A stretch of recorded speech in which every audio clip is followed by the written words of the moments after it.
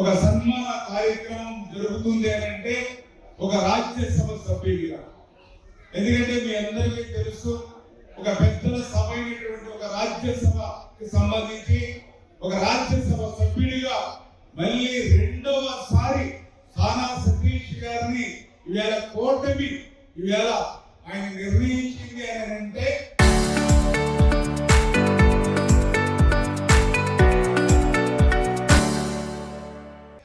అది ఒక్కసారి రాజ్యసభ సభ్యులు రావడమే కష్టం అనుకుంటే రెండవసారి సైతం ఆయన వరించింది అని అంటే ఆయన కష్టం.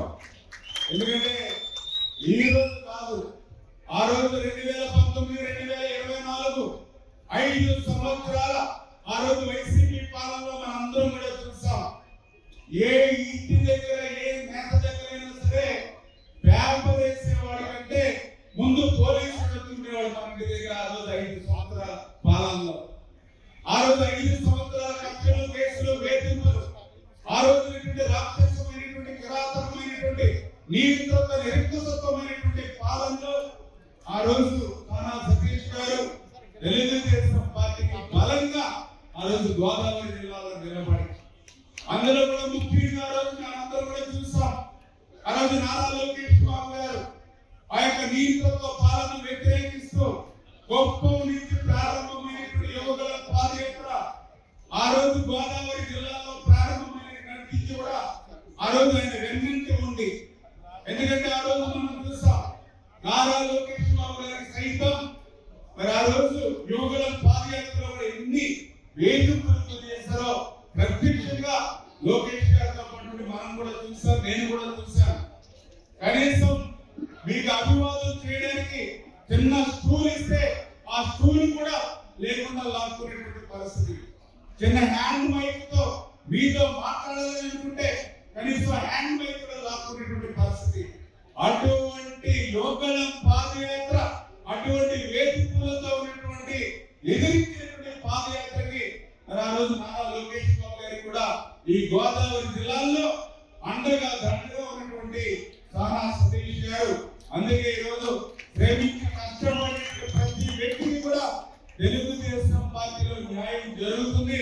అందుకే ఈ రోజు సానా సతీష్ గారికి కూడా రాజ్యసభ సభ్యత్వం రెండవసారి పునరుద్ధరించారనే విషయాన్ని ఈ సందర్భంగా తెలియజేసుకుంటూ మరి ఇటువంటి మంచి పాలన అందించేటువంటి కూటమిని రేపు భవిష్యత్తులో 15-20 సంవత్సరాల పాటు ఈ ఆంధ్రప్రదేశ్ రాష్ట్రంలో ఈ తెలుగుదేశం, జనసేన, బీజేపీ కూటమిని మనం కాపాడుకోవాల్సినటువంటి అవసరం ఉంది. ఈ 2 సంవత్సరాల పాలనలోనే వెంటిలేటర్ మీద ఆర్థిక స్థితి ఉన్నటువంటి స్థితిలో కూడా ఈ 2 ఏళ్ల పాలనలో ఒక పరిపాలన దక్షతమైనటువంటి వ్యక్తి ఈ రోజు చంద్రబాబు నాయుడు గారు.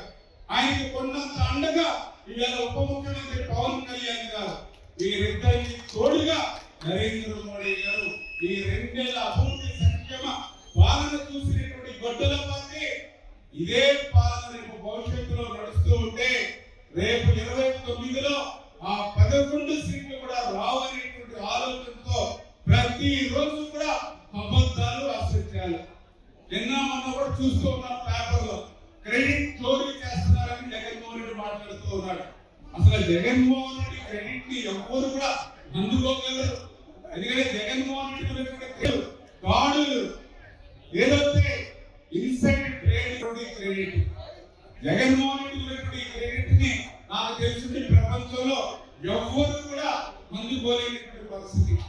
అంచేత ఏదైతే ప్రతిరోజు అబద్ధాలు, అసత్యాలు, అవినీతి పద్ధతుల లక్షల టన్నులు అచ్చులు బుద్ధి ఈవేళ గొడ్డల పార్టీ ఏదైతే విశ్వరాజ్యం చేస్తుందో దాని పట్ల మనందరం కూడా అప్రమత్తంగా ఉండవలసినటువంటి అవసరం.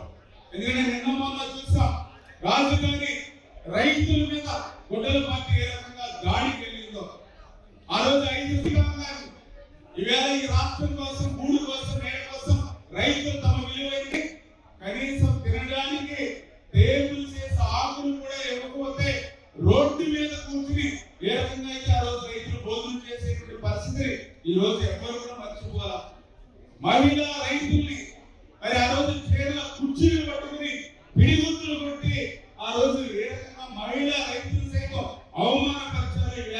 ఈ రాష్ట్రం ఎక్కడ మర్చిపోలేనటువంటి పరిస్థితి. రైతులు వార్తలు పెట్టుకుంటే, రైతులు బూట్ వేసుకుంటే కూడా వాడవలేనటువంటి తరంలో ఏ రకంగా రైతులను ఉద్దేశించి అంటే రైతంటే గొలుసు కట్టుకునే ఉండాలనేటువంటి నానుడితో ఆ రోజు ఏం మాట్లాడాలో ఎవరు కూడా మర్చిపోవాలి. అమరావతి రైతులు ఇళ్ల మీద బాత్రూమ్ లో స్నానాలు చేస్తూ ఉంటే వాళ్ళ ఇళ్ల మీద డ్రోన్లు ఎగరేసి వాళ్ళ ఆత్మాభిమానాన్ని దెబ్బతీసేటువంటి పరిస్థితి కూడా ఈ రోజు రాష్ట్రంలో రైతులు మర్చిపోవాలి.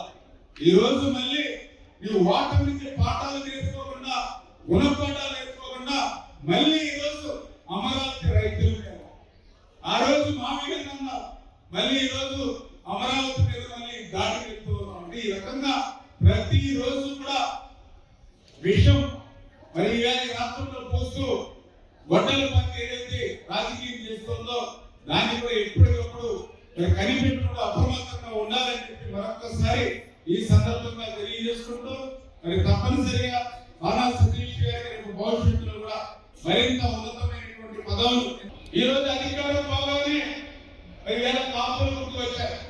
మరి అధికారంలో ఉన్నప్పుడు ఏం చేస్తాం? ఒక విజయసాయి రెడ్డి, ఒక సుబ్బారెడ్డి, ఒక సత్తల రామకృష్ణారెడ్డి, ఒక పెద్దిరెడ్డి రామచంద్రారెడ్డి, ఒక మిథున్ రెడ్డి, వీళ్ళతో రాజకీయం చేస్తాం. ఈ యొక్క అధికారం ఉన్నటువంటి 5 సంవత్సరాలు కూడా మరి వేళ అధికారం పోగానే ఈ వేళ కాపులు, పరిగణ వర్గాలు, దళితులు గుర్తుకొస్తున్నటువంటి పరిస్థితి.